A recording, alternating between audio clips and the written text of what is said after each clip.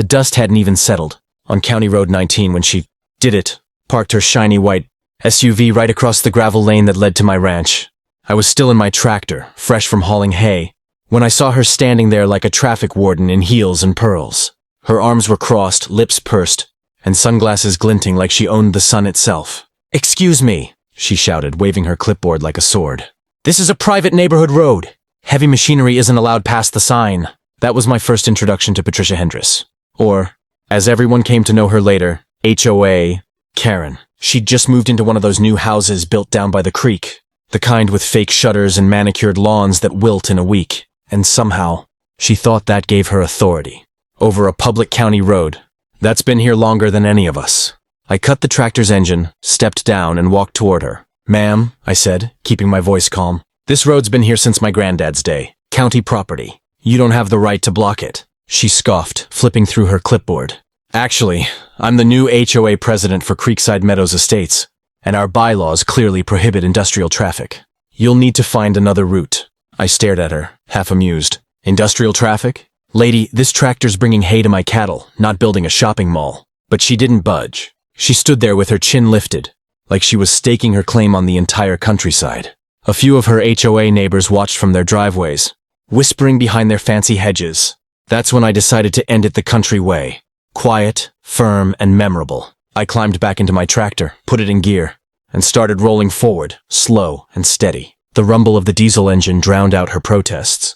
Her SUV didn't look so proud when several tons of steel crept toward it. She panicked, jumping into her car and jerking it out of the way just in time. I eased past her, tipping my hat with a smirk. "Road's open again, ma'am," I said. The look on her face said this wasn't over.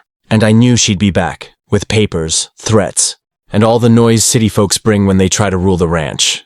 But out here, the land still listens to the ones who work it.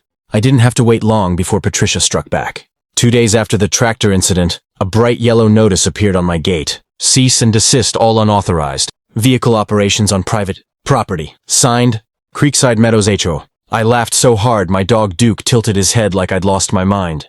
The notice was taped to my own gate, the one sitting a full half-mile from their subdivision line. The woman had overstepped not just her authority, but the county boundary itself. Later that morning, I drove into town to have a word with Sheriff Coleman, a friend of mine since high school. I handed him the notice, and he let out a low whistle. "Patricia Hendress, huh? She's been in my office twice already this week, filing noise complaints against your tractor. Said you were disrupting the peaceful enjoyment of her residence." I chuckled. "The cows don't seem to mind." Coleman leaned back in his chair, smirking. "Jack, you mind if I pay her a friendly visit? Just to remind her that county roads aren't HOA playgrounds?" "Be my guest," I said. By that afternoon, Patricia was pacing on her porch when Coleman's cruiser pulled up. I happened to be mending fence along the property line, close enough to watch. The sheriff tipped his hat and spoke calm as ever, but I could hear her shrill voice from where I stood. "This man's tractor shakes my windows. He barrels down that road like it's his racetrack," she cried, pointing toward my ranch. Coleman's laugh echoed. "Ma'am, that road belongs to the county, and as long as he's following the law, there's nothing you can do. In fact, if you keep blocking traffic or posting fake notices, you'll be the one getting cited." Her jaw dropped like she'd swallowed a bug. Coleman drove off, and I swear, for a brief second, I saw steam rising off her shoulders.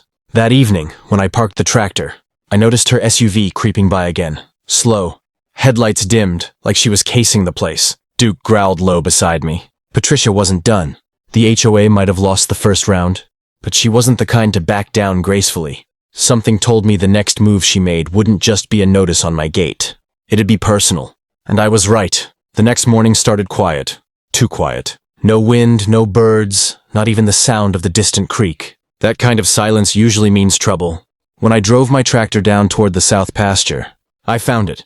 Patricia had gone all out. She'd set up metal barricades across the road, with bright orange cones, and a big wooden sign that read, "Private access, HO members only." And to top it off, she'd called a tow truck, ready to haul my equipment away. I slowed to a crawl, the tractor rumbling low. She stepped forward like a sheriff in an old western, clipboard in hand, sunglasses glinting. "Jack, you were warned," she said, her voice syrupy sweet but shaking.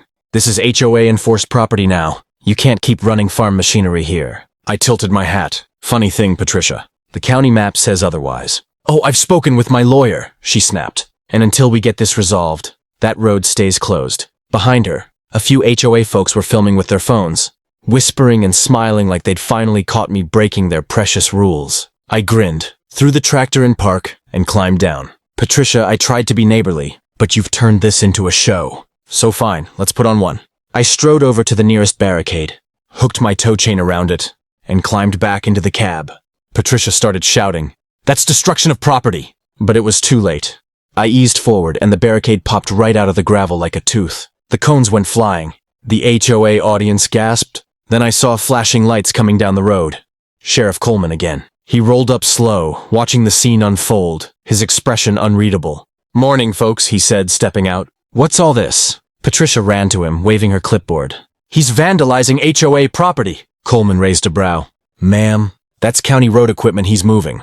You just committed obstruction of a public roadway." She froze, eyes wide. Her phone slipped from her hand into the dust.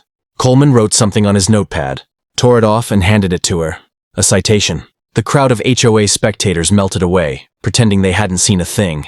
Patricia stood there speechless, her little empire crumbling under the afternoon sun. I just smiled, tipped my hat, and drove my tractor home, the road wide open behind me. But even then, I had a feeling she wouldn't let this go. 3 days passed without a peep from Patricia. No SUVs lurking near my fence. No HOA flyers taped to my gate. Even Duke seemed calmer, sprawled on the porch with that lazy confidence dogs have when the storm's finally passed. But I've lived long enough to know quiet rarely means peace. Not with people like her. On the 4th day, I heard the crunch of tires again. Patricia's white SUV crawled up the lane, slow and careful this time. No barricades, no clipboard, just her behind the wheel, wearing a look that was half defeat, half pride swallowing. I met her at the gate, arms crossed, ready for whatever fresh nonsense she'd cooked up. She rolled down the window. "Mr. Morrison," she started, voice softer now. "I may have overreacted." I raised an eyebrow. "You don't say." I didn't realize that road was still under county jurisdiction. My lawyer confirmed it. She sighed, glancing toward the fields. "I just wanted to keep the area safe. There are kids in our neighborhood. Big machines scare them." I nodded slowly. "That's fair. But out here, these big machines keep everything running. The cattle fed, the grass cut, the roads clear when the county doesn't bother. You can't fence off the world because it makes a little noise." She stared out the window for a long moment, then finally said, "Maybe I owe you an apology." "Maybe," I said, not letting her off too easy, "but I'll settle for a little respect. You stick to your lawns, and I'll stick to my land." Her lips twitched like she wanted to argue, but instead she nodded and drove off. The dust rose behind her, faded into the horizon, and for the first time in weeks, the road looked like it belonged to everyone again, just as it always had. Later that evening, I sat on the porch watching the sunset bleed orange over the fields. The tractor sat parked by the barn, quiet and content.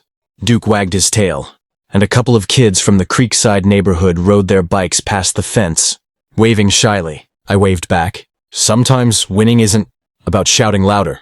It's about standing firm until the noise gives up. Out here, the land teaches patience, and patience always wins in the end. As for Patricia, she learned something too. You can't claim ownership over a road that's carried generations. And if you try, well, someone with a tractor will gladly remind you who rules the ranch. If you enjoyed watching HOA Karen get a taste of ranch justice, make sure to hit that like button, subscribe for more real-life showdown stories, and drop a comment below. Tell me what you would have done if someone tried blocking your road.